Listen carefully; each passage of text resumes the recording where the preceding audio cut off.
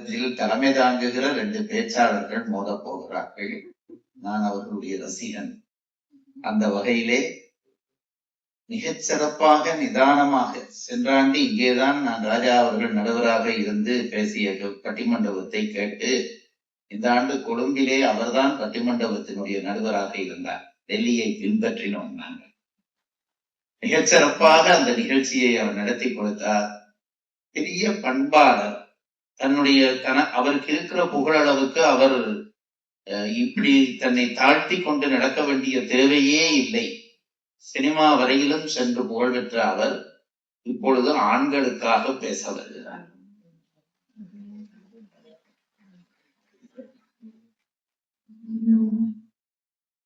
பட்டிமண்டப நடுவர், எங்கள் அன்பிற்கும் மரியாதைக்கும் உரிய கபாபாரதி ஐயா அவர்களே,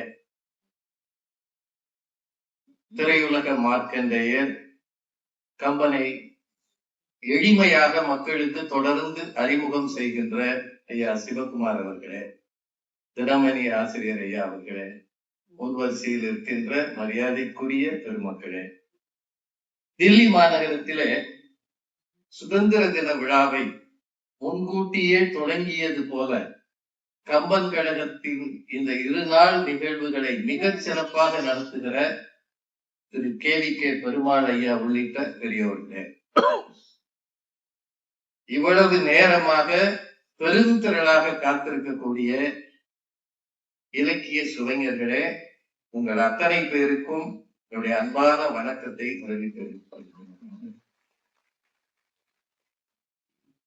ராம ராவண யுத்தம் அப்படின்னு சொல்லிட்டாங்க. அதுல யாரு ராம யாரு ராவணன்னு சொல்லுங்க. அங்கதான் கொஞ்சம் பயமா இருக்கு. அது தீர்ப்பிலேதான் தெரியும். எதிரணியில இருந்து 2 சகோதரிகள் ரொம்ப அருமையா பேசினாங்க. இப்ப பேசி அமர்ந்து இருக்கக்கூடிய புதுகை பாரதி அவர்கள் இங்க சிங்கப்பன் படையில சேர்ந்துருக்கிறாங்க. அதனாலதான் பாக்குறவங்க மேல எல்லாம் செக்ஷன் போடு அவனை புடிச்சு உள்ள போடு. இது ராமன் மேல ஏகப்பட்ட செக்ஷன் போட்டுருவாங்க. ஏமா என்னவோ ராமன் அந்த இடத்துல சீதையை தீக்குள்ள இறங்குன்னு சொன்னாரா? எங்கேயாவது சொன்னாரா? சொல்லணும்ல. சும்மா அவர் மேல செக்ஷன் போடுதான்.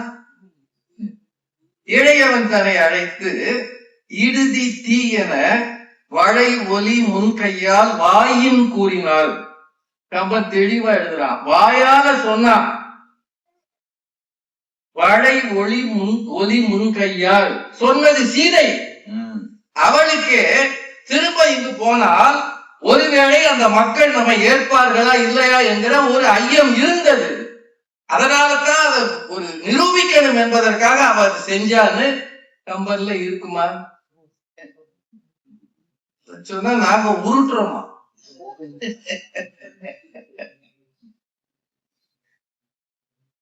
தனக்கு உரியதை விட்டுக் கொடுப்பதுதான் தியாகம். வீட்டுக்காரர் உருட்டுகிறார். நீங்க போடுற ரீல்ஸ விடவாமா ஒரு உருட்டு இருக்கு? ரீல்ஸ் போட்டு தமிழ்நாட்டையே ஊத்திட்டீங்களாமா? ஒட்டு மொத்தமா உருட்டி விட்டுட்டு ஆண்கள் உருட்டுறாங்க. அதுல அவங்க சேலஞ்ச் பண்றாங்க. நாங்கள் உங்க வீட்டுக்கு ஒற்றையாளாகத்தான் வருகிறோம். நீங்கள் எங்க வீட்டுக்கு வந்து 1 மணி நேரம் இருங்க. என்னம்மா கல்யாணம் பண்ணி வரும்போது ஒத்தையாளதாமா வருவாங்க, ஒரு கூட்டமா வருவாங்க? இது வரைக்கும் நான் கேள்விப்படாதது யாரு? கல்யாணம் பண்ணும்போது ஒரு பொண்ணதானங்க கல்யாணம் பண்ணுவோம். அது என்ன இன்னொரு பிம்பமும் சேர்ந்து வருமா? ஆனா ஒண்ணு தெரிஞ்சுக்கிட்டு, நீங்க வரும்போது ஒற்றையாலதான் வர்றீங்க. வந்த பிறகுதான் டைப்பா மாறி ஒரு 12 உருவமா காட்சி தரீங்க. அது வேணாம் பயந்து எதை வேணாலும் சொல்லுங்க. அகதிகை கல்லா கழிஞ்சது தியாகம்ன்றீங்க. எப்படிமா தியாகமாகும்? கௌதமன் வேஷத்துல அவன் வர இந்திரன். இவனுக்கு தெரிகிறது தக்கது அன்று என்று ஓராள் தாழ்ந்தனல் இருப்ப. கம்பன் எழுதுனா இல்லையா? அதுக்கப்புறம் அது சரின்னு எப்படி சொல்வீங்க? கௌதமன் ஓடி இருக்கணுமா? இவங்க யாரும் அவரை நாடு கடத்த? ஏற்கனவே எல்லா ஊர்ல இருந்து ஒரு ஊர்ல இருந்து போயிட்டு இருக்கா, நாடு கடத்துறாரு. சார் என்ன வேணாலும் சொல்லுங்க. அதாவது புத்தர் போயிட்டாராம், யசோதரை தியாகியா, போனவர் கோழையா. இவ்வளவு பெரிய கூட்டத்துல புத்தர கோழைன்னு சொன்ன போது பக்கத்துலதான் பாரதிபுத்திரர் இருக்கு. புத்தர் எல்லாம் கோழைன்னு சொல்லாதீங்க. உங்க அணிக்கு வெற்றி வேணும்னா ஐயாட்ட கேளுங்க. இல்லாட்டி ஐயாவை கொஞ்சம் கவனிங்க. ஏற்கனவே ஏகப்பட்ட சுப்ரீம் கோர்ட் ஜட்ஜஸ் வந்திருக்கிறாங்க, அவங்க நிச்சயமா நல்லது செய்வாங்க. அதுக்காக புத்தர் எல்லாம் கோழைன்னு சொல்லி உங்க கட்சிக்கு வலி சேர்க்கிறது எந்த வகையிலமா நியாயம்? என்னமா அநியாயமா இருக்கு? சரி, அவன் போர்க்களத்துல கைகை விரல கொடுத்து காப்பாத்துனா. யார காப்பாத்துனா? தசரதனை காப்பாத்துனா. என்ன காப்பாத்துனா? உயிரை கொடுத்து உயிரை காப்பாத்துனா. அந்த உயிரை அவளே எடுத்தான். அவளுக்கு என்ன தெரிஞ்சிருக்குன்னா, வேறு எவனை இவங்க உயிரை எடுக்க கூடாது, நான் எதுக்கு இருக்கேன். மன்னர்கள் அத்தனை பேரும் தசரதன் காலில் விழுந்தாங்கன்னா அவர்கள் மகுடம் குத்தி குத்தி அவன் கால் புண்ணாது சார். ஒருத்தன் தலையை எடுக்க முன்னாடி இன்னொருத்தன் விழுந்துருவான். அப்படி விழுந்த பாதங்களை உடைய தசரதன் அவள் காலில் விழுந்தான். காலில் விழுந்தான். நங்காள், என் உயிர் உன் அபயம்னு சொன்னான். அப்ப கூட முடியாது, நீ கொடுத்த வரத்தின்படி செய் என்று சொல்லிவிட்டு அவன் மயங்கி கிடக்கான். இவன் தூங்கி போனாயா? உலகத்திலேயே வீட்டுக்காரன் மயங்கின உடனே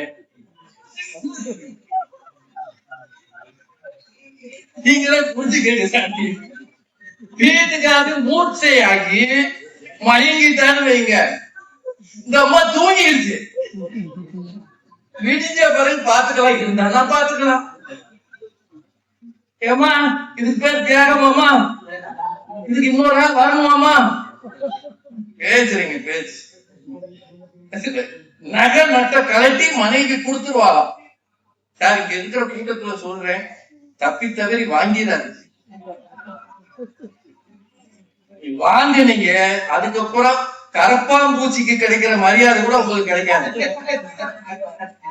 ஊர்ல கரப்பாம்பூச்சின்னு சொல்லக்கூடாதோ? தெரியாதமா சொல்லிட்டாங்க. உண்மைங்க, அந்த நகையை திருப்பி வாங்குற வரைக்கும் உங்களை நிம்மதி இல்லாம பண்ணிடுறாங்க. அம்மா என்ன பேசுறீங்க, நகையை அதை கொடுத்து வாங்கின அனுபவம் இருக்கு போல இருக்கு. எல்லா அனுபவம் இருக்கு. நிறைய பேசியிருக்காங்க. அந்த அம்மா அதுக்கு முன்னாடி மண்டோதரி, அவள் செய்தது தியாகம். ராவணன் இறந்த பிறகு உயிர் விட்டார், இருந்த போது பேசினாலம்மா. நீங்க புதுசா ராமாயணம் எழுதுறீங்க, அவங்க 2 பேரும் புதுசா எழுதுறாங்க. ஏற்கனவே அவர் இருக்கிறதெல்லாம் சுருக்கி கொடுத்துட்டாரு, ஒரு 100-150 பாட்டுல கொடுத்துட்டாரு. அது அந்த காலத்துல டிகேசி ஐயா பண்ணாருவாங்க. அவர் நிறைய பாடல்களை தேவையில்லைன்னு சொல்லி சுருக்கினார். அதுக்கப்புறம் ஐயா தான் சுருக்கி கொடுத்துருக்காரு. இதுக்கு புதுசா அந்த 2 பேர் எழுதுறாங்க. என்ன கதை? மண்டோதரி இருக்கும் போது தானிய மலையாவது பேசலாமா?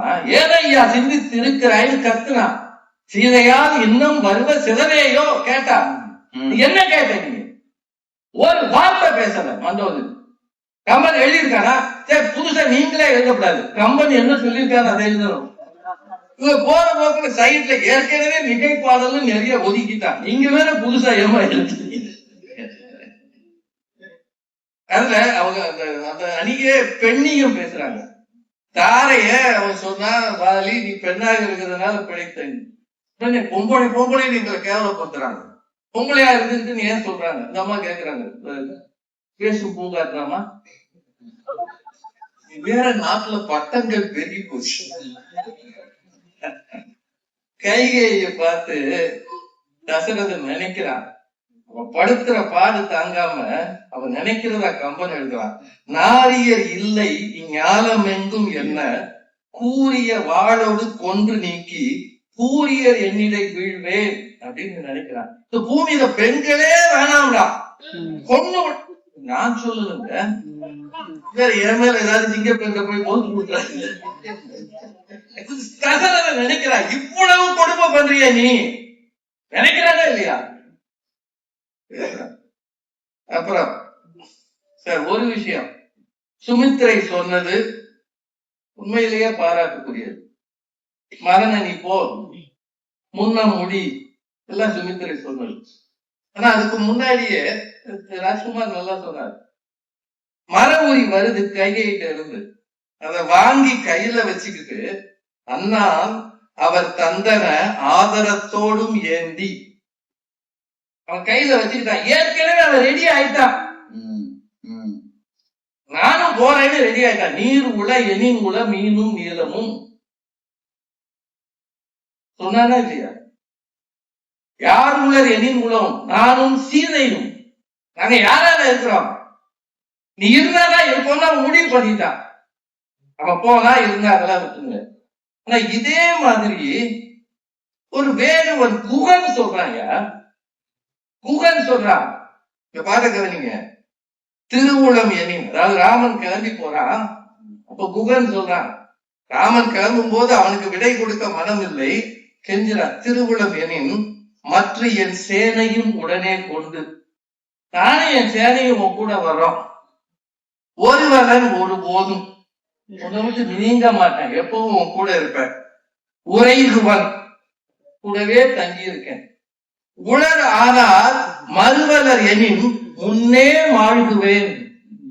ஒருவேளை உன்னை எதிர்க்கிறதுக்கு எதிரிகள் வந்தால் உனக்கு முன்னால் அவரோடு போரிட்டு நான் சாவேன் என்று குகன் சொல்கிறான். கூட பிறந்தவனாவே, குகனோட ஐவரானவன் பின்னாடி சொன்னானே தவிர கூட பிறந்தவனாவே உனக்கு முன்னாடி நான் செத்து போவேன் குகன் சொல்றான்.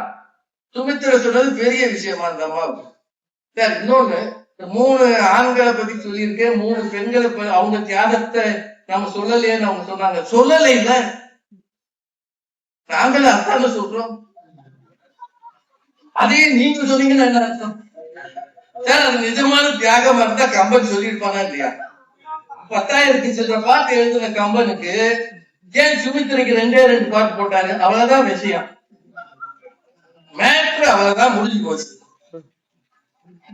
ஏன் இந்த மாண்டவிக்கு சூர்தகிருத்திக்கு எல்லாம் ஒரு பாட்டு போட்டுருக்க வேண்டியதானே? ஏமா போடணும்? நீங்க போய் சாயந்தரமா சொல்லி போட சொல்லுமா? இல்ல நீங்களே ஒரு ரீல்ஸ் போடுங்க, பிச்சுக்கும். இல்லாத எப்படி பேசுவீங்க? கம்பன்ல இருக்கா? இருந்தா பேசணும். கோபத்துல எங்களை போட்டு திட்டுறது நிறைய பேசி இருக்கிறாங்க. ஒண்ணு கவிதா ரொம்ப நல்லா சொன்னாங்க. ஐயா ஞானசுந்தரம் அவர்கள் சொன்ன அந்த வரியை சொன்னாங்க, உயர்ந்த ஒன்றுக்காக தன்னை தியாகம் செய்வது தியாகம். தியாகம்ன்ற சொல்லே வட சொல், அது தமிழ் அல்ல. அதுக்கு ஈடான சொல் ஈகம், கொடை, துரத்தல், கைவிடல், விட்டு கொடுத்தல். இதுதான் தமிழ் சொற்கள். எங்கேயாவது பெண்களை பிறருக்கு கொடுத்ததாக கம்பன் காட்டுகிறானா? பிறருக்கு கொடுப்பவர்கள் வள்ளல் என்று சொல்லப்படுவார்கள். சொல்லுவாங்கல்ல, வன்மை கேகையன் தசரதன் சொல்றான். வன்மைனா வள்ளன்மை உள்ள கேகையன், வன்மை கேகையன் மாதேன்னு சொல்றான். கேகையன் வள்ளன்மை உள்ளவன். ஆண்கள்ல குறைந்தது ராமனை பத்தி 17 இடத்துக்கு குறையாம வள்ளல்னு கம்பன் சொல்றான். சார் ராவணனை கூட வள்ளல்னு போட்டு ஒரு இடத்துல. யாரெல்லாம் வள்ளல்? ஜனகன் வள்ளல். கம்பன் சொல்றது அனுமன், ஜடாயு, இலக்குவன், குகன், கேகையன், வன்மை கேகையன் மானேன்னு சொல்ற இடத்துல சத்ருக்னன், தயரதன், பரதன், யாரை எடுத்தாலும் வள்ளல் தான். வள்ளன்மை உடையவர்கள் வள்ளல். தசரதன் அள்ளி கொடுக்கிறான் உள்ள பிறந்த உடனே, ஜனகன் அள்ளி கொடுக்கிறான் திருமணம் ஆன உடனே. இவர்கள் கொடுத்ததாக பெருசா இல்ல. அனசூயை மட்டும்தான் சீதைக்கு கொஞ்சம் கொடுத்துருக்கலாம், அணிகலன்கள். இது மாதிரி கொடுத்ததா ஏதாவது இருந்தா சொல்லுங்க. வள்ளல் பேர் வரும். அடுத்தது ஒன்னே ஒண்ணு தியாகம் பண்ணாங்க. கூனி மந்தர இவள்கிட்ட ஓதுறா கைகையிட்ட. ஓதின உடனேயே இந்த 2 வரங்களை வச்சு நீ பரதனுக்கு நாட்டை கேளு, இவனை காட்டுக்கு அனுப்புன்னு சொன்ன உடனே கைகையை சொல்றா, இறைத்த வேலை சூழ் உலகம் என் ஒரு மகற்கு ஈந்தாய், தரைக்கு நாயகன் தாய் இனி நீ. யாரு இனிமே பரதனுக்கு தாய்? யாரு? கூனி. எதை தியாகம் பண்ணீங்க? தன் தாய் என்கிற உரிமையை தியாகம் பண்ணி இருக்கிறீர்கள். சேர்த்தானுங்க. பெத்து வளர்த்து இவ்வளவு பெருசாக்கிட்டு அந்த உரிமையை கூனிக்கு தரா. இதுக்கு பேர் தியாகமாமா? கன்னத்துல கை வச்சு என்ன பண்ண சார்? இது எல்லாத்தையும் விடுங்க சார். இது என்ன தியாகம்? பரதன் பயந்து அழுதுகிட்டு வாரான், அப்பா இல்லையே. சிம்பிளா சொல்றான், வாக்கினால் வரந்தர கொண்டு மைந்தனை போக்கினேன் மனத்திரை, போக்கி பார் உனக்கு ஆக்கினேன், அவன் அது பொறுக்கலாமையால் நீக்கினான் தன் உயிர் நேமி வேண்டு. சிம்பிள். என்னோட வாக்கு சாதுரியத்தால வரத்தை வச்சுக்கிட்டு அவனை காட்டு அனுப்பிட்டேன், உனக்கு நாட்டை கொண்டு வந்துட்டேன், அவன் போயிட்டான். ஒரு தாய் இப்படி சொல்லுவாளா? ஒரு மனைவி இப்படி சொல்லுவாளா? இவங்கதான் தியாகி லிஸ்ட்ல நம்பர் 1, நம்பர் 2, நம்பர் 3 எல்லாம் சொல்லுங்க, பயமா இருக்கு எங்களுக்கு. பேசுறாங்க. சுடு மயானத்திடை தன் துணை ஏக, தோன்றல் துயர் கடலின் ஏக, கடுமையார் காரகத்துக்கு கருணை ஆறுகளி ஏக, கடல் மாயன் நெடுமையால் அன்று அளந்த உலகலாம் தன் மனத்தே நினைந்து செய்யும் கொடுமையால் அளந்தாலை ஆறு இவர் என்று உரை என புகன் கேட்கிறான். இதுவரைக்கும் சொன்னது கம்பன் சொன்னது, இது வேற யாரும் சொல்லல. சுடு மயானத்திடை தன் துணை ஏக, இது கம்பன் கூற்று. கணவன் மயானத்துக்கு போயிட்டான், பரதன் துயர் கடலுக்கு போயிட்டான், கருணை கடலாகிய ராமன் காட்டுக்கு போயிட்டான். அந்த காலத்துல நெடுமையால் அளந்தானே, அந்த மாதிரி இவன் கொடுமையால் அளக்கிறான்னு கம்பன் சொல்றானா. இதுக்கப்புறம் பேசுறீங்க சார். இதுவரைக்கும் சொல்லல பரதனை பத்தி. இந்த ஒரு செய்தியை கொஞ்சம் தயவு செய்து ஞாபகம் வச்சுக்கோங்க. ராம லக்குவர்களை அழைத்து கொண்டு விஸ்வாமித்திரர் வர்றாரு தாடகை வனத்துக்கு. வரும் வழியில கடும் பாலைவனம் இருக்கு. அப்போ இந்த சின்ன பசங்க இதை எப்படி கடப்பாங்கன்னு சொல்லி பலை அதிபலைன்னு 2 மந்திரங்களை அவர் தன்னுடைய தீட்சணியத்தால அவர்களுக்கு கடத்துகிறார். அவர்கள் இருவரும் பாலையை கடந்து விடுகிறார்கள். பிறகு ராமன், லட்சுமணன், சீதை 3 பேர் வர்றாங்க. இப்ப ராமன் லட்சுமணன் தாண்டிடுவான், சீதை தாண்ட முடியாது பாலைய. இப்ப ராமன் மனசுல நினைக்கிறான், இவன் எப்படி இதை தாங்குவான்னு. ராமன் அது ஒழுக்கத்தால் அந்த பாறை நிலம் குளிர்ந்ததுன்னு கம்பன் காட்டலாம். இப்போ பரதன் வர்றான், பரதனோட சேனைகள் வருது. இவங்களுக்கு மந்திரம் கிடையாது, ஒண்ணும் கிடையாது. ஆனால் அதே பாறை குளிர்கிறது. 2 விஷயம். ஒண்ணு, இவர்கள் வருகிற சேனையினுடைய தூசியால் சூரியனுடைய கிரணங்கள் மறைக்கப்படுகின்றன. அதை விட எழுதுறான், இவனது தியாகத்தால் பட்ட மரங்கள் தளிர்த்தன. யார் தியாகத்தால்? பரதனின் தியாகத்தால் பட்ட மரங்கள் தளிர்த்தன. கம்பன் எழுதுறான், பெருகிய செல்வம் நீ பிடி என்றால் வயின் திருகிய சீற்றத்தால் செம்மையான் நிறம் கருகிய அனலை கண்டு காதலின் உருகிய தளிர்த்தன உலவை ஈத்தனே. இவ்வளவு செல்வத்தை தாய் கையில கொடுக்கிறா, இது வேண்டாம் என்று தவிர்க்கிறான் பாருங்க. அவன் அந்த கோபத்துல நிறம் கருகி போன ஒருத்தனை பார்த்து, பரதனை பார்த்து, உருகிய தளிர்த்தன உலவை ஈத்தன, மரங்கள் எல்லாம் தளிர்த்தன, பட்ட மரங்கள் தளிர்த்தன ஒருத்தன் தியாகத்தால் என்றால் அதுதான் உண்மை. அதனாலதான் வாலி அந்த நேரத்துல சொல்றான், வாய்மையும் மரபும் காத்து மண்ணுயிர் துறந்த வள்ளல் தூயவன் மைந்தனே நீ பரதனும் தோன்றினாயே. எங்க கொண்டு போய் வைக்கிறான்? ராமனின் தம்பி பரதன்றதை விட, பரதனுக்கு அண்ணனா நீ எப்படா பரதனுக்கு கூட பிறந்த, முன்னாடி பிறந்தன்னு கேட்கிறானா? யார்? வாலி கேட்கிறான் என்றால் பரதனின் தியாகத்தை நிச்சயமாக நினைவில் வச்சுக்கணும். இவங்க சொல்றாங்க சீதையின் தியாகம்னு. சீதை அசோகவனத்துல காத்திருந்தது எத்தனை மாதம்? 10 அல்லது 11 மாதம். ஆனால் பரதன் அண்ணனுக்காக காத்திருந்தது 14 ஆண்டுகள். 14 ஆண்டுகள் சீதை காத்திருந்ததை பத்தி கம்பன் எழுதுறான். சுருதி நாயகன் வரும் வரும் என்ற